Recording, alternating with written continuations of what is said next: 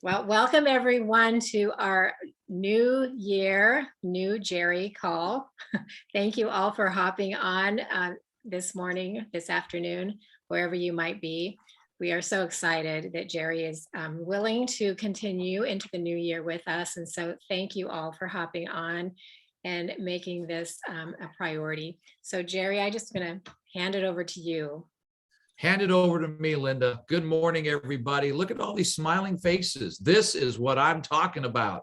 We should start singing the Brady Bunch right now because that's what it looks like, the Brady Bunch, with all the 6, 9 squares going around. But I am so excited to be here. And Linda, the thanks goes to you. Thank you for the honor and privilege of continuing this journey with you and your amazing team. There are certain teams that I work with that we just kind of work and that's that. And then there's certain teams you work with and you really develop a close bond with them. And I'd say this team is one of them. I mean, yeah, even Lindsay and I mean, we've got something going on there. I love Lindsay. And, I'm just grateful that we're going to be together twice a month and continue this journey. And the goal is that we're going to raise the level of your leadership. We're going to raise the level of how your mindset operates this year. Because you know what, this is a challenging time at certain times when you look around, but it is what you choose to make it. And that is a decision and a choice that you have. And so when I thought about what do I want to kick off this new year with, because I've got all sorts of trainings that we're going to do over the next couple of months, but what do I want to start off with today that I think can really just give you some perspective? And so I went into my John Maxwell mentorship training toolbox that I have to find a training that I think is going to be really helpful to everyone today. Because here's the thing that I see happening with people. We leave the old year. We come into a new year, but we drag the habits of the old year into the new year. And they're not always the right habits. They're the bad habits. They're the things that we've created in the old year, and we forget to leave them behind as we come into the new year. And so we have a new year with new hope and new excitement and new potential, but we're approaching it with the same habits that we may have had last year that didn't really get us all the things that we wanted to achieve. And so I believe that this is a year of changing up our habits. And one of the habits that we're going to change and talk about is winning. And so the title of what I'm going to share with you today is making winning a habit. Okay. We're going to start talking about I know you love Lindsay. I got to tell you, I was thinking about you when I saw this message. I said, oh, Lindsay's going to like this one, right? Because anytime you're in athletics or anytime you're in anything competitive, it's about winning, right? It's about winning, and winning needs to become a habit. Like Tom Brady is an example. Whether you like Tom Brady or not is irrelevant. Nobody can argue the fact that the man has 7 Super Bowls and is going to go down as probably the greatest quarterback to ever play the game. Well, Tom Brady has just made winning a habit, right? He just doesn't know any different. And sometimes when you make winning a habit, people around you get upset because you're winning all the time. But this year, 2022, is the time to make that your habit, winning. That we're going to win throughout the year. Some people win during the month, have a great month, and they win. And then they celebrate so much from the win they had the previous month that they forget the new month's in existence and they don't start doing what they need to do to keep the winning going. And so they keep winning and diving and winning and diving and winning and diving. And we need to make winning a habit. So I'm going to share some things with you today. Won't be a long training, but we'll have time to talk about things afterwards on how do you make winning a habit. Okay, so here we go. First of all, winners value the process of winning. Winners value the process of winning. There is a process that we have to go through in order to win. Some people can't stand the process. Some people don't like the process. They don't want to talk about it, but winners value the process of winning because they understand that to win, there's a process you have to follow. Okay, so winners value the process of winning. Now, in John's training, he said losers. Okay, I'm going to just say people who don't win. It sounds a lot nicer. Okay, people who don't win. This is the problem. They over evaluate the outcome.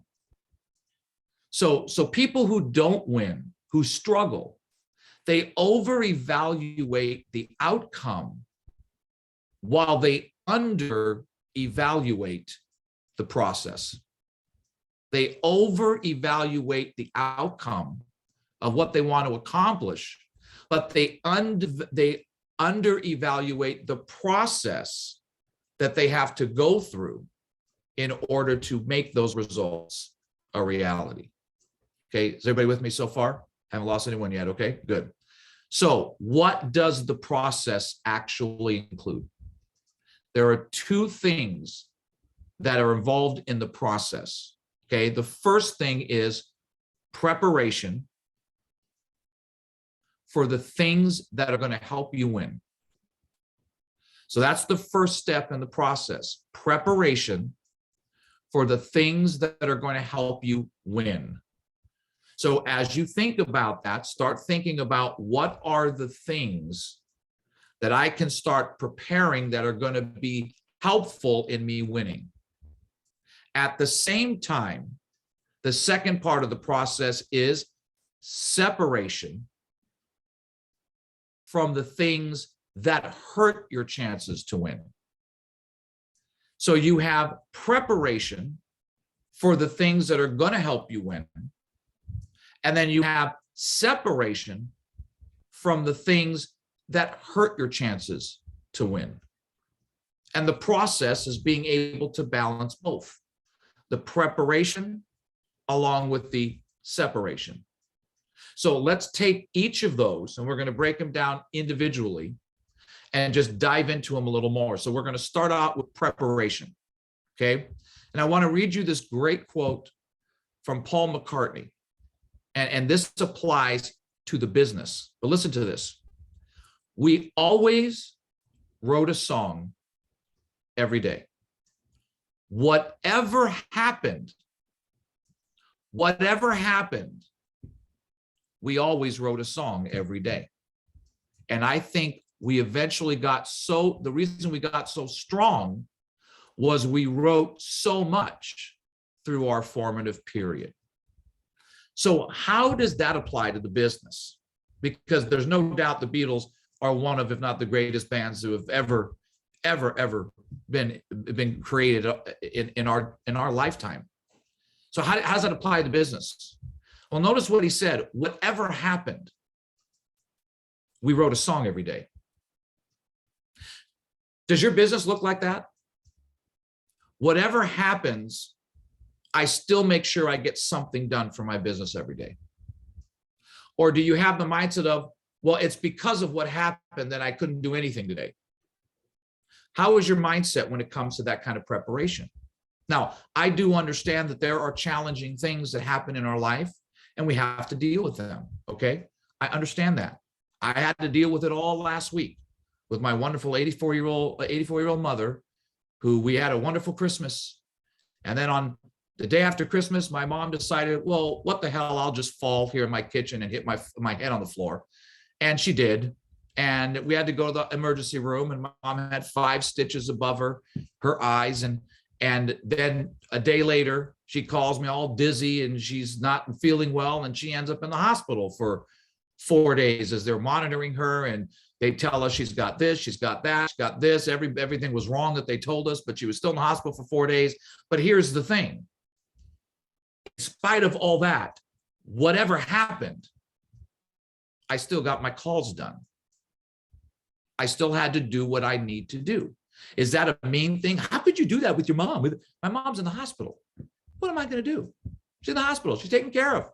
So I had to be able to say, okay, mom's taken care of, but I still got to do what I got to do, and I got it done. And this year, when we're talking about making winning a habit, we've got to get to that point where Did I do something today to move my business forward, no matter what happens? That's something my coach used to teach me all the time. Don't ever go to bed at night and ask yourself in the mirror, did you do something today to move your business forward? And the reflection answers no. You don't ever want to do that. You want to prepare to do something every day for your business, because that's how winning is done. Another quote, John Wooden. I absolutely love this quote. This is going to become my favorite quote. John Wooden says, I created 8 laws of learning. Okay, listen to this one. 8 laws of learning. Explanation. Okay, so I'm going to teach you. Demonstration. I'm going to show you. Imitation. You're going to show me. Okay, let me say that again, because this is important. Remember, this is 8 laws of learning. Explanation. I'm going to teach you. Demonstration. I'm going to show you. Imitation. You're going to show me. And then what were the other 5? Repetition, repetition, repetition, repetition, repetition. Come on. I love that. That's the secret to preparing, is repetition, so that you get so good at what you're doing, there's no thought involved in it. And we have to be people this year, if we're going to win big, we've got to be big on repetition. It's not about how much can we teach people, it's how much do people retain? How much can they do from what we teach them? Because we could teach people all sorts of things and they don't retain anything and they don't do anything. It's how much can they duplicate with what we teach them. And repetition is how you do it. Repetition's the mother of skill. So here's a couple thoughts for you. Preparation relieves pressure. Preparation relieves pressure. When you're prepared, you're confident. When you're confident, you relieve that pressure. When you're unprepared, you're doubtful. And when you're doubtful, you're full of pressure. One of the ways I learned about the power of preparation is my coach used to teach me this all the time. He said, Jerry, there's a good opportunity or a good chance that at some point someone's going to give you an objection. I don't have the time. I don't have the money. Let me talk to my spouse. I'm not a salesperson. Is this a pyramid scheme? You're going to get it. So why are you waiting to hear an objection to figure out how you're going to overcome it? How about this? How about if you prepare your response to the objection before you actually hear one? So then when you hear one, your preparation relieves the pressure because now you have the confidence to know what to say. And that was a game changer for me. And so I started to learn how to prepare for things that might come up. So when they did come up, there was no pressure inside. I didn't break out in hives. I didn't break out in a sweat because I prepared. I was confident. And the more confident you are, the greater the results you get. Preparation relieves pressure. Okay. Number 2, commitment precedes everything. Commitment precedes everything, meaning commitment comes before everything. You got to have a commitment to be prepared. It's a commitment you make. Now, I'm not saying you sit at home all day long preparing everything. No, but there are times in your day, early in the morning, late at night, where you spend time preparing, like me. I don't just come on these calls and wing it. Although we've had a couple times where I've had nothing to talk about. We just kind of went with the Holy Spirit. But most of the time I prepare. So when I come on the calls, I know what I'm going to talk about. I can bring value to you and I can help you. So commitment precedes everything. You've got to commit to yourself, to your business, to preparing, to building your confidence. You've got to be committed to that. And then here's the last part of preparation. There are people who say, I wish, and there are people who say, I will, and those two people are worlds apart. There are people who say, I wish, I hope, and then there are people that say, I will, and those two people are worlds apart. Because the people that say, I will, I am, are the ones who have prepared. The ones that say, I wish and I hope, are the ones who aren't prepared. So the first question you want to ask yourself is, if preparation are the things that are going to help you win, what are some things this year that you can do better at preparing yourself for, so you set yourself up for winning and start creating a habit of winning? Okay, think about that, and we'll discuss that in a minute when we have our open mic night, which we'll do in just a few minutes. So that's the first part, preparation. Okay, let's talk about the second part, separation from the things that hurt your chances to win. Okay, so to prepare and to process correctly, there's some things you're going to have to pull away from. And I know people don't like to pull away from anything, but if you're going to make winning a habit, that's going to have to happen. So let me give you a few things that you've got to pull away from if you're going to make winning a habit this year. Number one, you got to pull away from what is good so that you can do what is best. Got to pull away from what is good so that you can do what is best. One of my favorite sayings that I came up with is, good enough is no longer good enough. We can no longer have a good enough mentality in 2022. We have to be pulling away from what's good so that we can start focusing on what's best. And that's part of the separation and the preparation that we have to go through. Second thing, we have to pull away from spending time with people to investing time with people. And oh, Linda, I could sit here for hours on this topic right here on itself. Let me make it very simple. You're spending time with people if they're sitting on the bench. You're investing time with people if they're playing on the field and they're in your huddle. And too many times we spend time thinking we're actually investing time, but you're actually spending time with people who don't want to get in the game right now. And there's nothing you're going to do or nothing you're going to say. There's no incentive you're going to throw at them that's going to make them do the things you'd like them to do if they choose that they don't want to.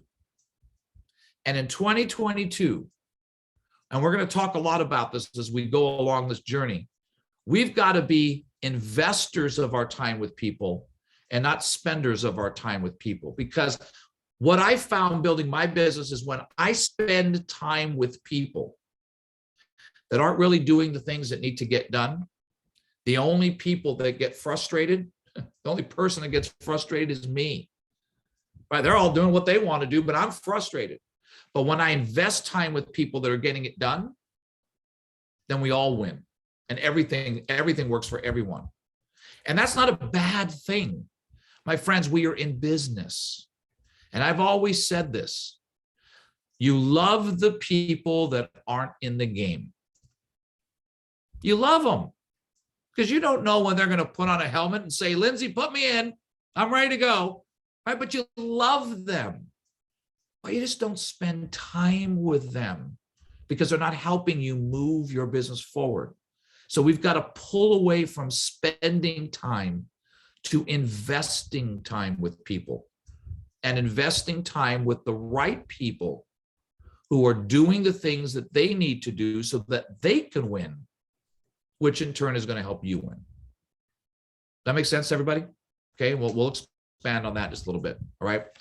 Third one is this: you got to pull away from settling for outside approval. This is a big one for some of you. You got to pull away from outside approval and strive for inner approval. Okay, strive for your own personal approval within yourself and stop striving for outside approval.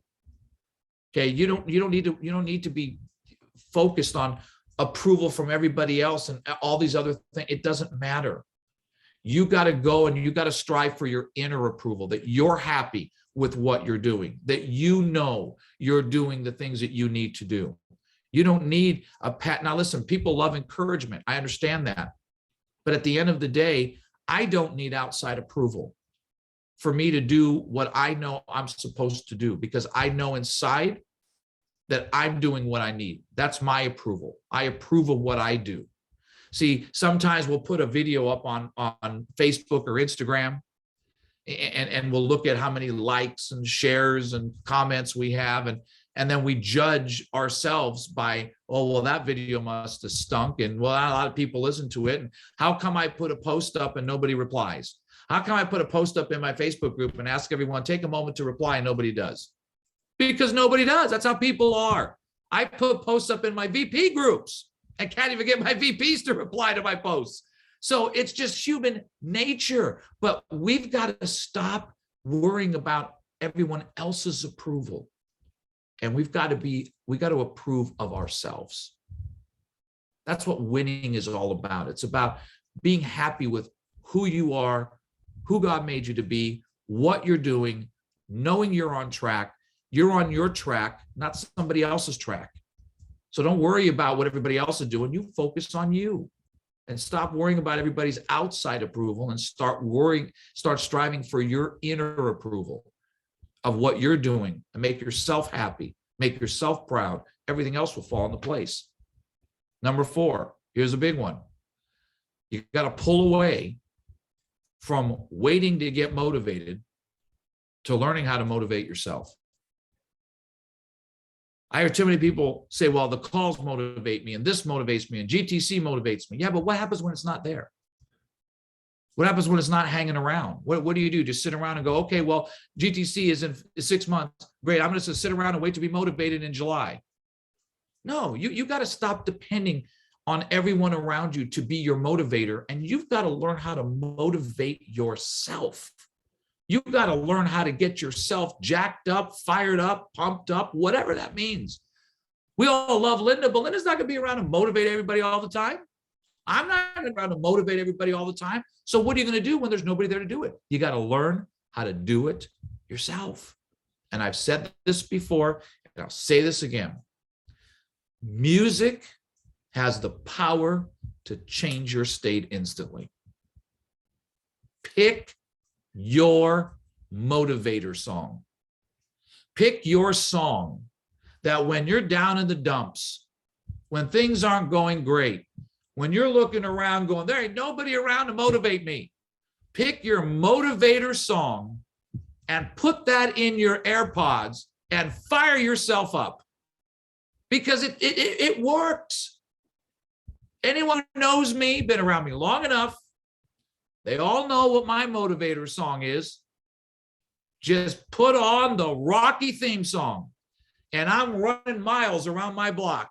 I don't care how I feel. You can't be depressed at the same time you're listening to the Rocky theme song. It's just impossible. It's like going to Disneyland and being miserable, right? I'm going to go to Disneyland. I'm going to try to be miserable. Okay? It doesn't work. As soon as you see a 5-year-old kid with a Mickey balloon twice the size of his own head, it's over with, right? You can't listen to the Rocky theme song and be miserable. It's impossible. So what's your motivator song? I taught this to a group of people, and one lady said to me, she says, oh my gosh, she said, I started listening to Roar from Katy Perry. And she says, and I started noticing that when I was down the dumps, I put it on. Not only was I listening to it, she says, I was singing it at the top of my lungs. And I said, well, how did you feel when the song was over? She says, way better than I did before it began. See, that's things you got to figure out how to motivate yourself, because you can't sit around waiting for people to do it for you.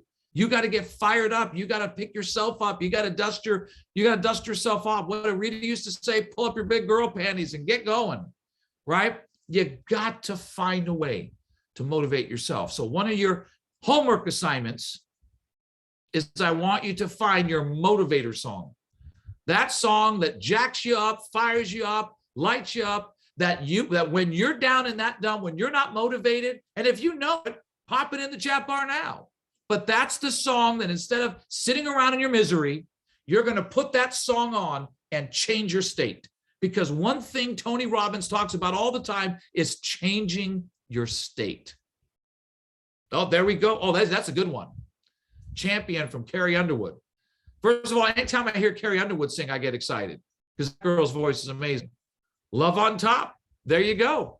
Okay. I love that, Tony. That's awesome. See, and those songs will help fire you up. Because let me tell you something. We can't always choose to not be in a dump sometimes. Sometimes life just does that to us. We can't always choose what happens to us. We can choose how long we're going to camp out there. That's our choice. Walking on Sunshine. Oh my goodness. When that was my son's song in Taekwondo. Do it again. Elevation Worship. Love that song.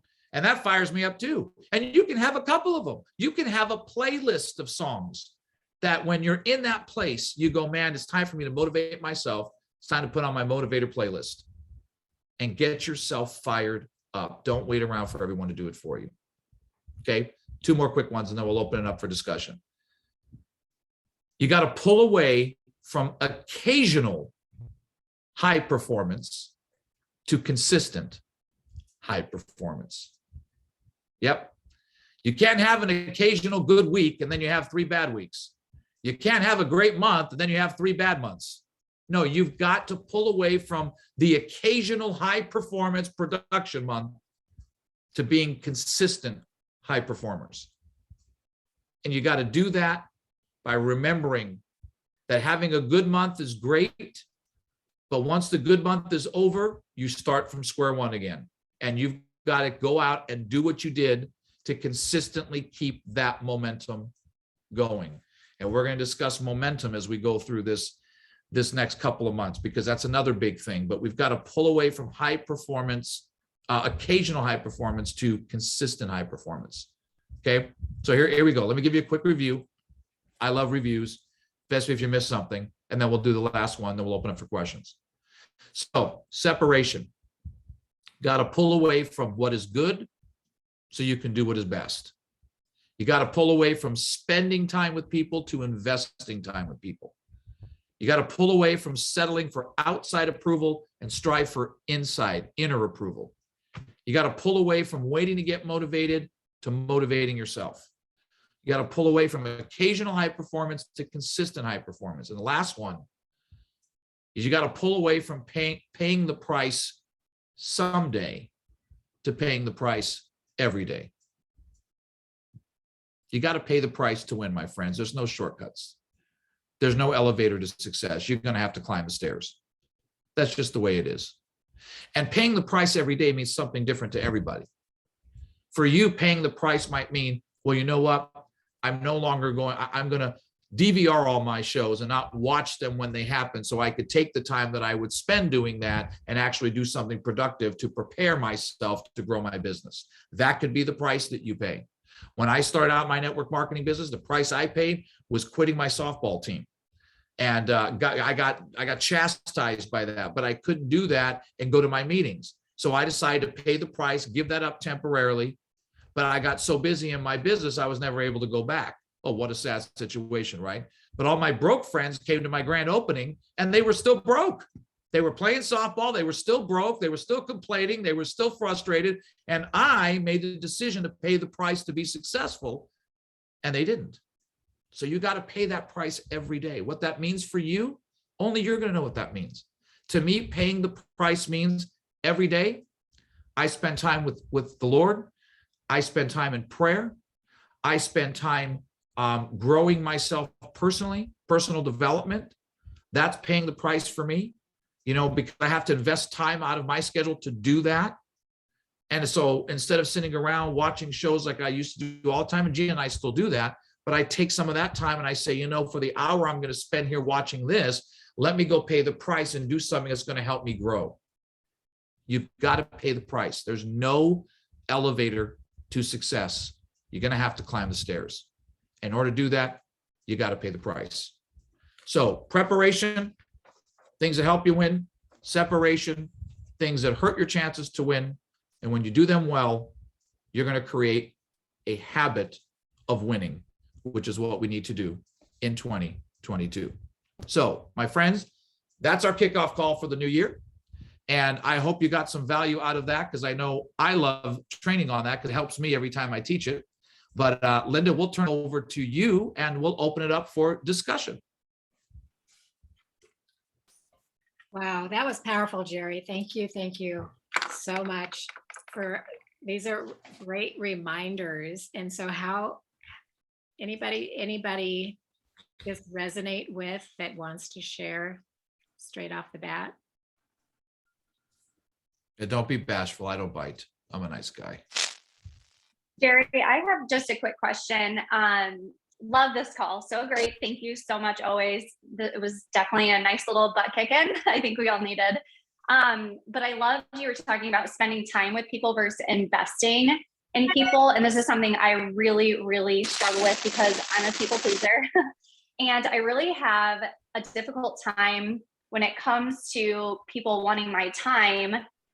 But I feel like not valuing my time. And what I mean by that is maybe the teammates who, are constantly asking for calls and then not using the tools that I shared with them, or I guess what we could say is just being coachable.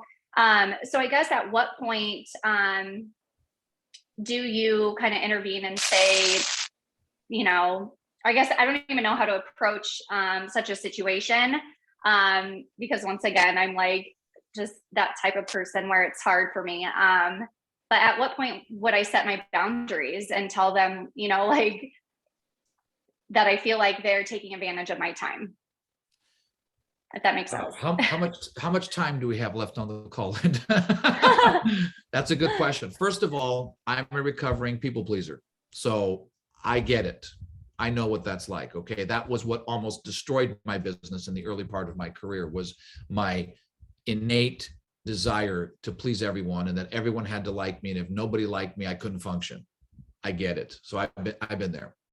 But here's some things that I've learned as a people pleaser that was in the same situation that you were in. This could help a bunch of you. First of all, people don't value what you don't. People won't value your time if you yourself don't value your own time. You've got to first value your time, because your time is valuable and you only have a certain amount of it. I had to learn that the hard way. The second thing I had to learn the hard way was this, is that the more that I would do things for people that weren't implementing what I had already taught them, I started to get in the habit of enabling people. So it was very easy for them. Every time they came to me, here I was. Every time they asked me something, here it was. And I would just pile up all these things that I taught them that they did nothing with. And then they keep coming back, asking for more, asking for more, asking for more. And I kept giving them more and giving them more and enabling them. Why? Because I was a people pleaser, because I just want to help everybody. But you know where that got me? Frustrated. Didn't get me very far. And so what I had to learn, this is just me, okay? So I'm not, now Linda might approach this differently, and that's great. That's what perspective is all about. It's just different perspectives. But my perspective was, when I would have people do that, I would say, this is what I would do. I would say, you know what, Tawny? That's great. I'm here to help you, but I want to ask you something first. What have you done with what I trained you on last week?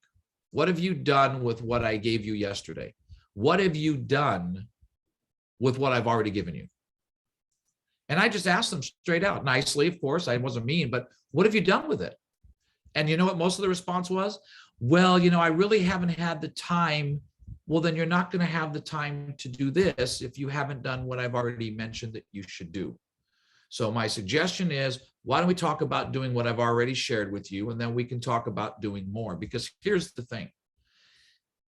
My time needs to be earned, and you earn my time by showing me that you're doing the do. Okay, show me by your actions that you're applying what you're being taught.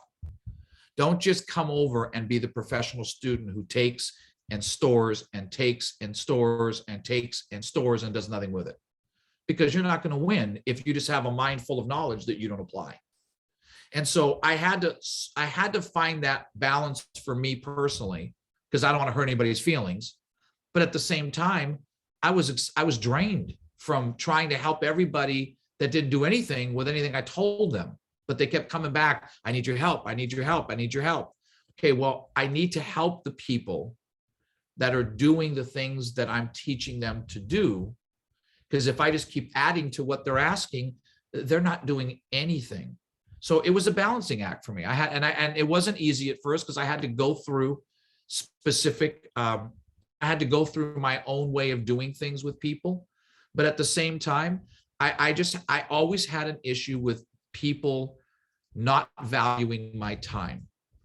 And my coach was the one who said to me, well, but you don't value your time, because you just give it freely to everyone all the time. So how are they going to value what you don't? That's what my coach told me. And I really thought about that. And I said, wow, that is true. I just kind of give my time to everybody. So they don't see me valuing my own time. So they just come and keep taking it until you say, can't do this anymore. And you've got to have a boundary for how you invest your time with people, especially people that are not doing things. This is what I used to do. Okay. In the olden days, I used to, when I would do trainings, and this is when I had my office, I had a sign-in sheet. So people would come in, they'd sign in, and they were at the meeting. And at the top of the sign-in sheet, this is what we're covering today: overcoming objections, right? Everybody signed in. So then they'd come to me 3 weeks later. Jerry, I really think you need to train on objections. I need some help with this stuff. I mean, I need to get better at it. Oh, well, okay, hold on a minute. I said, well, look at that. 3 weeks ago, I did a entire training on overcoming objections, but I don't see your name on the list. Where were you that day? Well, they're all going to come up with excuse. And I'd say, hey, that's okay. I just want you to be aware that I did train on that. You just weren't here to receive the information. So here's a list of people that were here for the training. Contact any one of them, and they'll go ahead and give you the information that we went over on that training. I didn't give it to them. If they didn't show up, they didn't show up. Great. Contact one of the people that did. Get it from them. And then they started to learn little by little, tough love. They started to learn, you better show up to the trainings if you want the information. It's not that I'm not teaching you. It's the fact that you're not showing up. And it's not that I'm not teaching you. It's the fact that you're not doing anything with what you've already learned.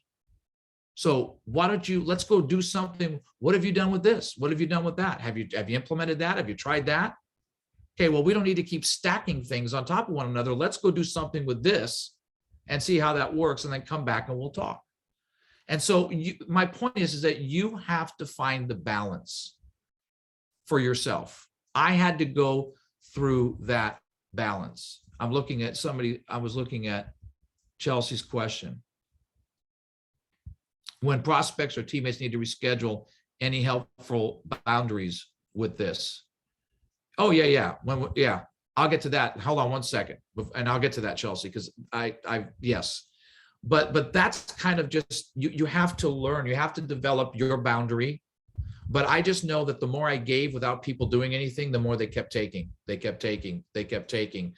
the taking had to stop. You need to start applying something, because I can't just keep giving you things all the time.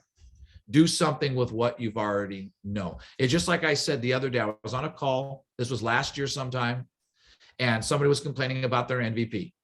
Wasn't you, Linda? Because I would have said, hey, wait a minute. But they were complaining about my MVP this, my MVP this, blah, blah, blah, blah. They're always complaining, right? God blame everybody else. I said, let me ask you a question. Did your MVP taught you anything? Well, yeah. Oh, so she's taught you different things. I do the business. She's provided you with scripts. She's provided you. I mean, she's equipped you with things. Has she not? Yeah. Okay, great. So let me ask you a question. What percentage of the things that your MVP has already taught you do you think you've implemented? Did you hear that awkward silence? Yeah, that's what I heard when I asked her the question. And she says, well, I'm not sure. I said, well, take a guess. What percentage of what your MVP's already taught you have you implemented? I don't know, maybe 25%, 25%. I said, so here's my thought. Instead of complaining about the fact that your MVP doesn't help you, how about you just go work on applying the other 75% that she's taught you and start doing something with that before you start complaining that you're not learning anything. The issue is not that you're not learning something, it's not you're not applying what people are teaching you. So why don't you go apply the things that you still haven't applied and then see what happens. And then if that doesn't work, then come back and have a conversation with your MVP and say, I've implemented what you've taught me, but none of this seems to be working. And then they can help you. Well, that changed your mindset. But I believe that's the way that it is we've got to be honest with people and not give them things and keep giving them if they're not doing something with what they've been given. So before I get to Chelsea's question, Linda Lovelace, chime in. Any thoughts that you have from your perspective and your years of experience? Well, I think one of the things that that happens a lot in this business is when we bring people on board, we think we need to be the one that is everything for them. And we cannot be everything for everyone. We just can't, because then we're wearing ourselves ragged. And so again, I love that we are, our VPs and our leaders, are embracing who they are at their highest and best with their strengths, whether it's strength scope or Enneagram, whatever it is, understanding themselves well enough to know what boundaries to put out there so that we are not taking the best player out of the game, because that can happen a lot.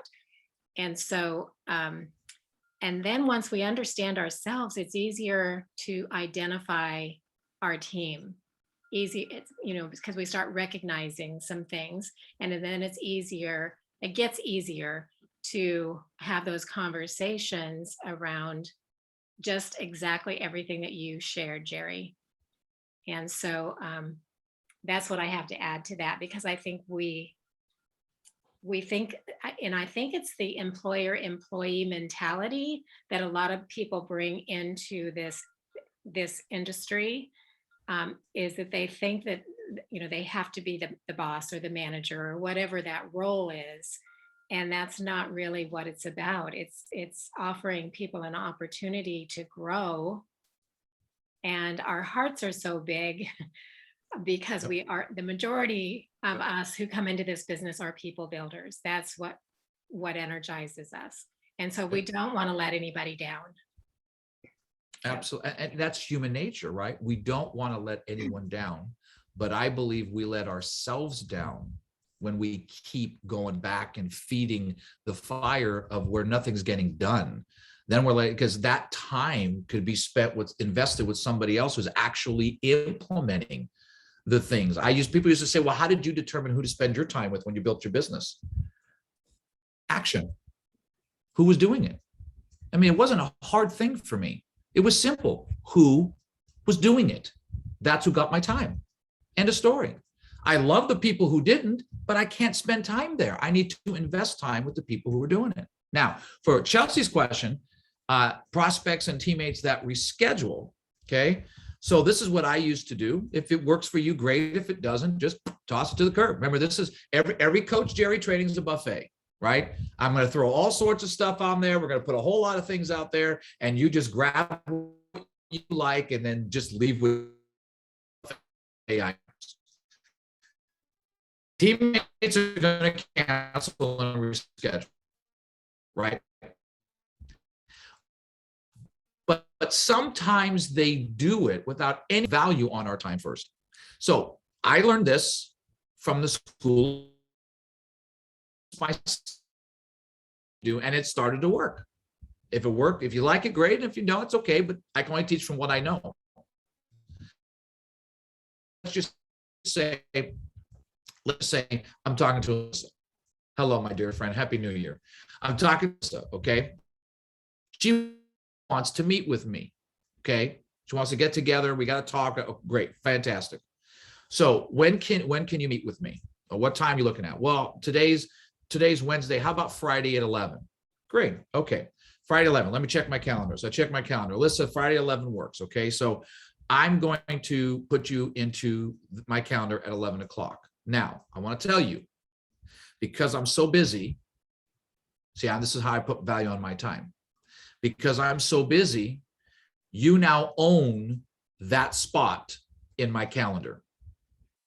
So if anything comes up and you cannot make the appointment, please try to let me know as soon and as quickly as you can so that I can have time to fill that spot with somebody else. I don't just want to have an empty spot in my calendar. So what I'm saying to them without saying it is don't call me at the last minute and cancel. That's basically what I'm telling them.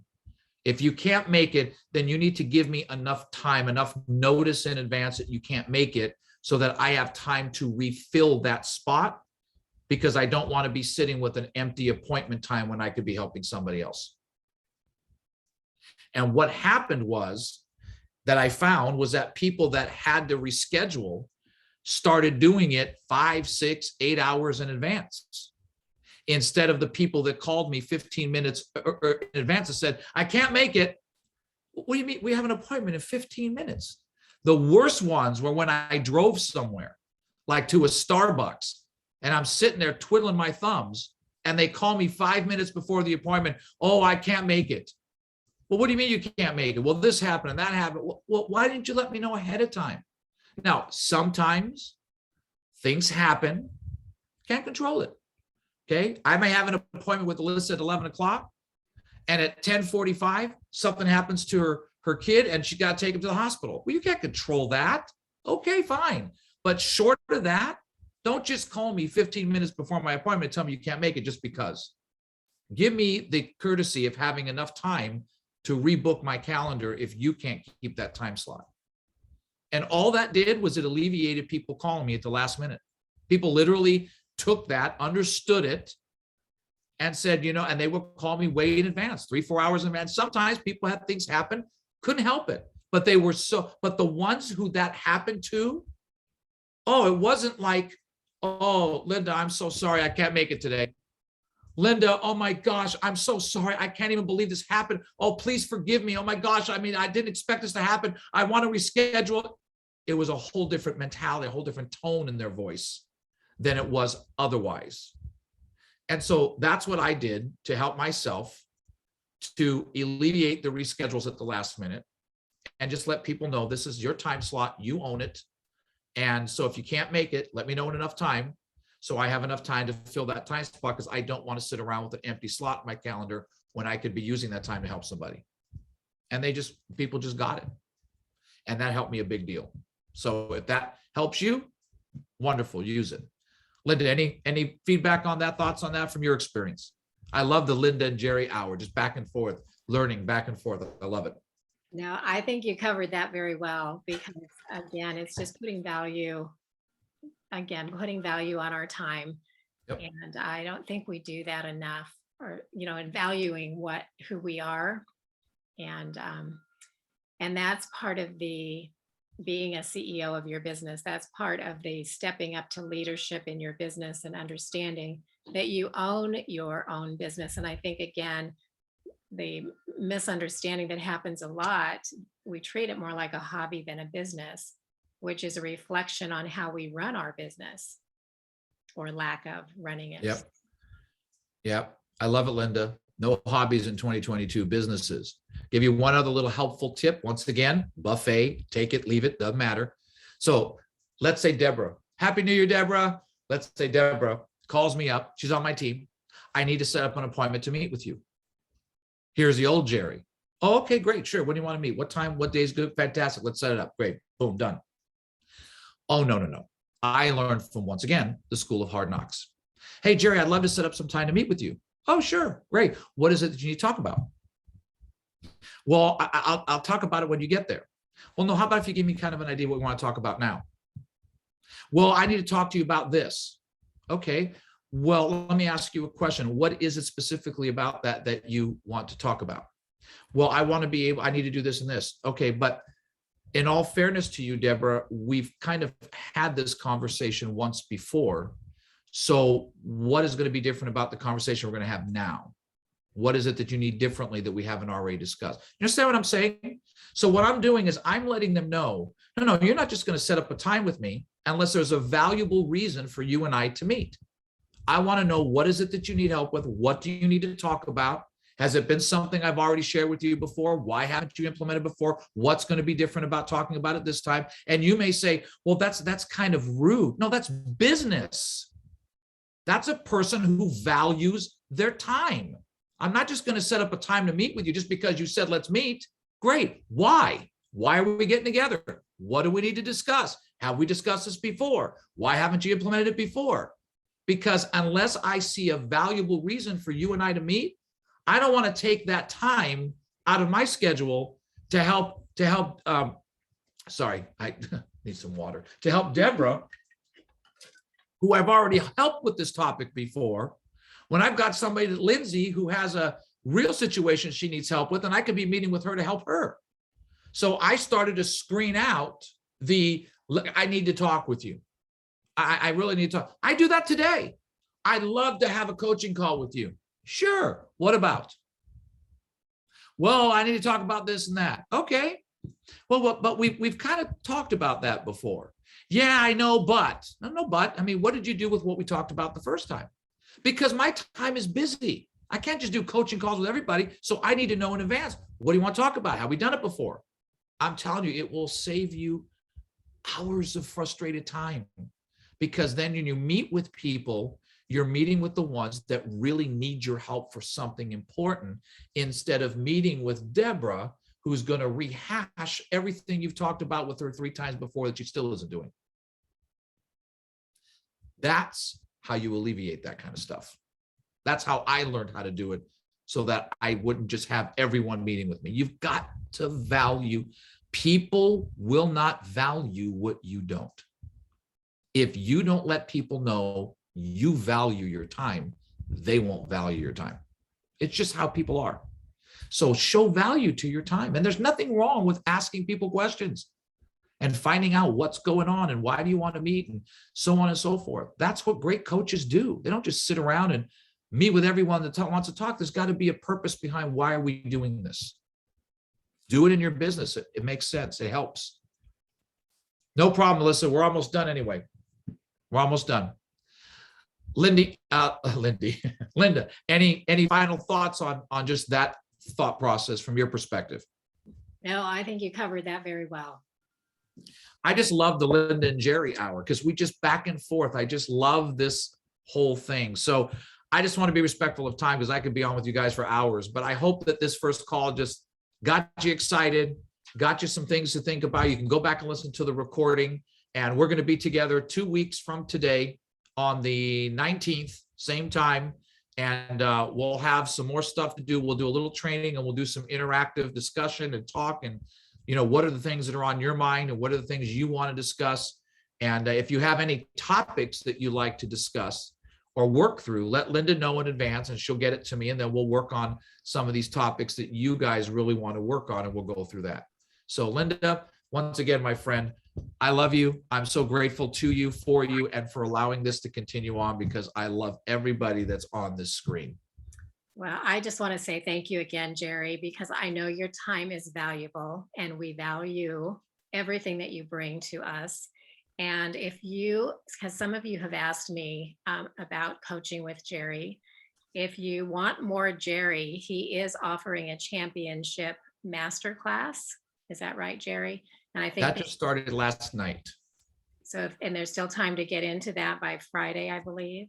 By Friday. We basically, just real quickly, I'll make this fast. I'm not going to do a whole dissertation, but I've been doing master classes every 90 days since June of 2020. And we have grown an incredible community of people in these master classes. And this master class, which I just started yesterday, Tuesday night, is a 12-week master class based on John Maxwell's legendary book, The 21 Irrefutable Laws of Leadership. And we meet on Tuesday nights from 6 to 7:30 Pacific time. We have a private Facebook group that everybody's a part of. We have over 110 leaders from all over the country that are part of this right now. We have training, we have discussions, and then we have breakout rooms. And the breakout rooms are fun because people get to meet each other. You get to share what you're learning. It's been amazing. And to watch these things grow over time. We just have this great community of people. They are highly intensive. Okay. It's not like this kind of, it's like next level coaching. It's not a book study. It's taking John's book to an entirely different level. And I had some people that had said to me, oh my gosh, people on my team need to be part of this. Well, I only allow people into the master class after the first class. When the second class is done next Tuesday, it's closed because then you're playing catch up and it's too much. So the window of time is open till Friday, till this Friday. It's $289 for the master class. That's 12 weeks, 45-page training manual, Facebook page, the interaction with all these leaders around the world. That's $20 per course. You can't coach with me personally for $20 per course. So it's $289. It's a special discounted price for everyone here. And it's good until Friday. So what you would do if you want to register, you register. I'll send you the email. I'll send you the manual. I'll send you the link to the Facebook page. I'll tag you in the recording. You can go back and listen to the recording of the first call. But after next week, there's nobody that I won't let anybody in. So championmentorship.com. Just go to my website, smack dab in the middle of the page. You can register, but do it by Friday. It's so unbelievable. It does not replace this. It's another level of this. We're going to keep doing this every couple of weeks. That's a whole different ballgame than this. So I have VPs that are in my VP group that are doing that and my masterclass, both, because they're two totally different things. But I just encourage you to think about it. You got till Friday to register. Thank you, Jerry. We appreciate you. Appreciate you. Love you all. Lindsay, come on, somebody. And I will see you all in 2 weeks. So take care and be safe, everyone. Bye, you guys.